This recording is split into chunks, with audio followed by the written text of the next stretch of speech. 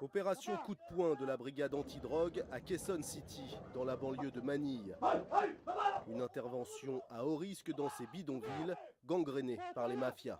We are facing the Mexican, Sinaloan drug trafficking organizations who work closely with the Chinese and Taiwanese drug syndicates, bringing in their product from the Western Hemisphere into East Asia, not just the Philippines, but in other nearby countries as well.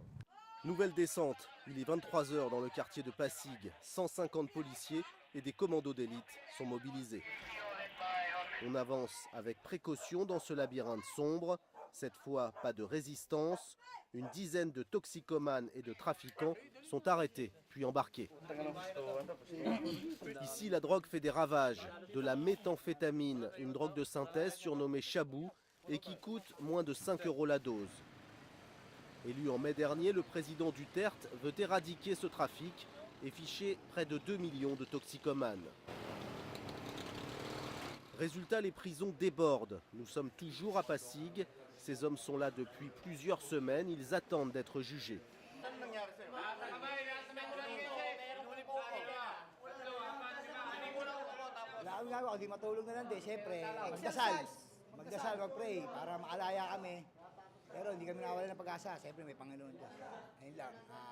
On compte plus d'une centaine de centres de détention provisoires comme celui-ci à Manille. Depuis le début des opérations antidrogue, plus de 600 000 personnes se sont déjà rendues aux autorités ou ont été arrêtées par la police.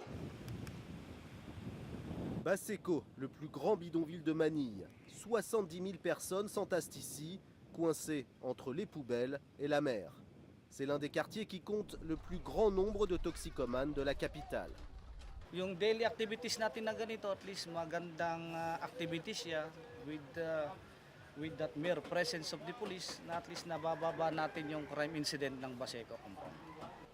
Cette croisade anticriminalité vise en priorité les bidonvilles et les quartiers rouges de Manille, où le crime organisé règne en maître. Alors pour régler leur compte aux trafiquants, la police délivre des permis de tuer. On les appelle ici les vigilantes, des tueurs à gages. Nous avons rencontré l'un d'entre eux à Quezon City. Pinatrabaho sila sa akin. Sabi nila, eto, ganito, ganon. Nang rape to. Eto, nagnakaw to. Tumutulong din tayo sa mga tao para ipagtanggol yung mga sarili nila. Lalong-lalo na, yung gumagawa, involved sa droga.